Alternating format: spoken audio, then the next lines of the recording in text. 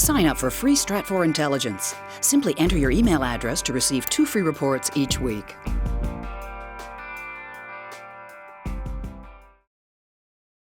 Hamas's Politburo chief Khalid Mishal is expected to make an official visit to Jordan in the coming days to meet with King Abdullah. An important shift is taking place in Jordan as the country's leaders are starting to take a much more proactive stance in trying to prevent the backlash of the Arab Spring in countries like Syria and Egypt from threatening the Hashemite kingdom's hold on power. Though the Jordanian government lives in deep tension with its majority Palestinian population, part of the evolving Jordanian strategy entails making very public steps to improve its relationship with Hamas.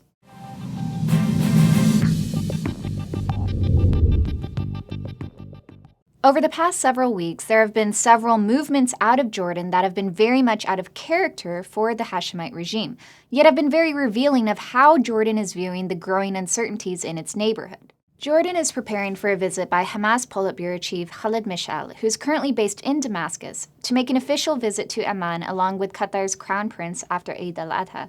In setting the mood for the upcoming visit, Jordan's new prime minister said Monday that the government's decision in 1999 to expel Hamas leaders, including Mishal, was a, quote, constitutional and political mistake. The Jordanian authorities have a fundamental crisis with the Palestinians. The country's Hashemite rulers were transplanted from the Arabian Peninsula to rule over a territory that is now predominantly inhabited by Palestinians.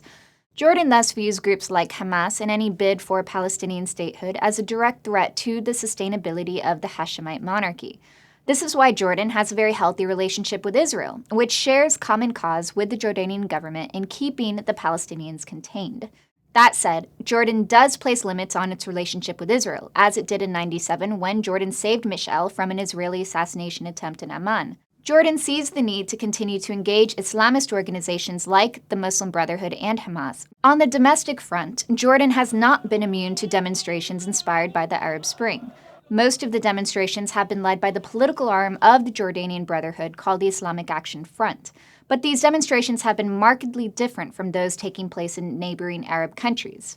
Jordan has a much more open relationship with its opposition, and the demonstrations in Jordan have been pretty contained.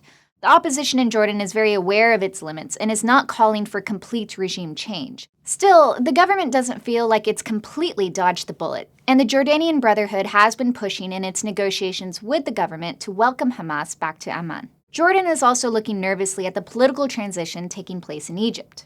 Though Jordan is happy to see the military regime in Egypt maintain control, they can see that the government in Cairo will increasingly have its hands full in trying to contain its domestic opposition while trying to keep Hamas hemmed in Gaza. Then there's the situation in Syria, where al-Assad's political problems are growing.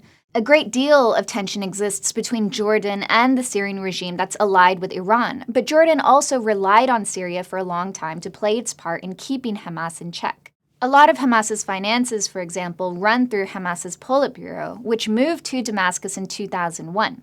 Now that the Syrian regime is distracted, Jordan is growing concerned about Egypt's and Syria's abilities to keep Hamas in check, and is now trying to take matters into its own hands. Jordan also shares an interest with Egypt in trying to distance Hamas from Iran's orbit of influence and deny Iran a strong foothold in the Levant region. On the home front, Jordan's government can also use improving ties with Hamas to gain credibility with the country's Islamist opposition. But Hamas also comes with a lot of baggage. Though Jordan and Israel continue to cooperate very closely, Jordan does not necessarily want to be held responsible by Israel for Hamas's militant actions.